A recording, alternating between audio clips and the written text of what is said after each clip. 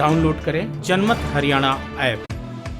बड़ौदा उपचुनाव की तारीख को लेकर भले ही घोषणा ना हुई हो, लेकिन राजनीतिक दल अपनी ताकत झोंकने में कोई कसर बाकी नहीं रख रहे हैं। खासतौर पर सत्तारूढ़ बीजेपी जेजेपी गठबंधन के नेता रोजाना बड़ौदा का दौरा कर रहे हैं और लोगों से रूबरू हो रहे हैं।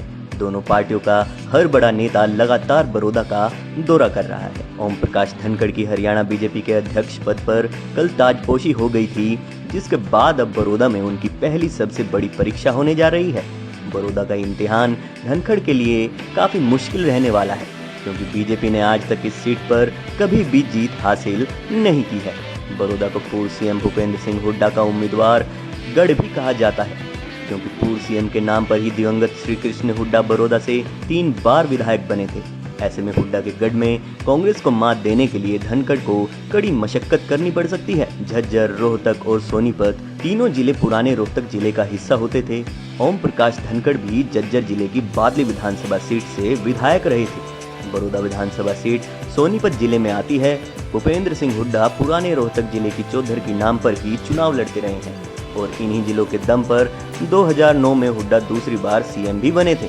2014 के विधानसभा चुनाव में भी कांग्रेस की इन्हीं तीनों जिलों की वजह से इज्जत बची थी, नहीं तो पूरे प्रदेश में कांग्रेस का सफाया हो गया होता। ऐसे में धनखड़ का अध्यक्ष बनना बीजेपी के लिए बड़ौदा में फायदेमंद साबित हो सकता है, क्योंकि हुड्डा के गढ़ बादली में धनखड़ ने 2014 में अच्छी जीत हासिल की थी, तो ऐसे वो हुड्डा को उनके गढ़ में अच्छी टक्कर दे सकते हैं। अध्यक्ष बनने के बाद ओम प्रकाश धनखड़ ने बड़ौदा से बीजेपी की जीत का दावा करते हुए कहा भी था कि वहां की जनता विकास चाहती है और विकास के नाम पर बीजेपी को वोट मिलने का भरोसा जताया था।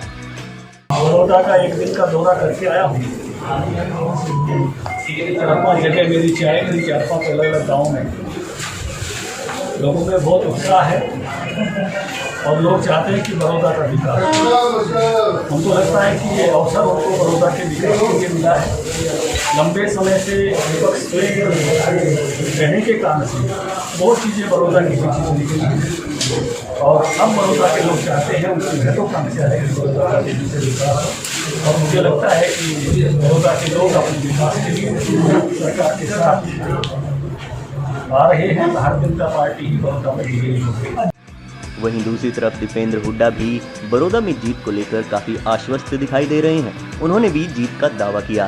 साथ ही उन्होंने ये भी कहा कि उपचुनाव की अभी घोषणा नहीं हुई है और आने वाले वक्त में कांग्रेस सबसे मजबूत उम्मीदवार को मैदान में उतारेगी।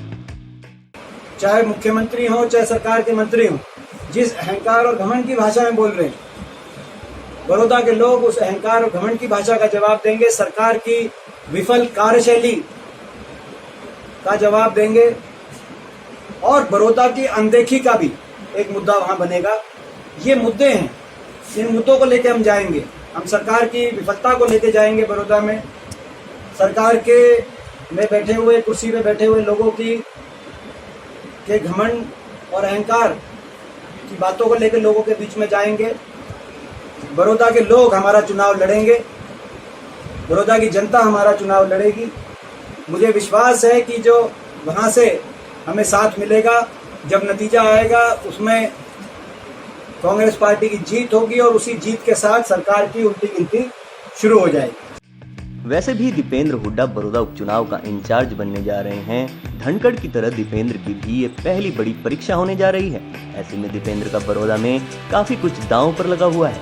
बड़ौदा में हार प्रदेश में दीपेंद्र के राजनीतिक करियर पर प्रश्न चिन्ह लगा सकती है। अब देखना यह है कि बड़ौदा की पहली परीक्षा में कौन पास होता है, ओम प्रकाश धनखड़ या फिर दीपेंद्र हुड्डा। ब्यूरो रिपोर्ट, जनमत हरियाणा।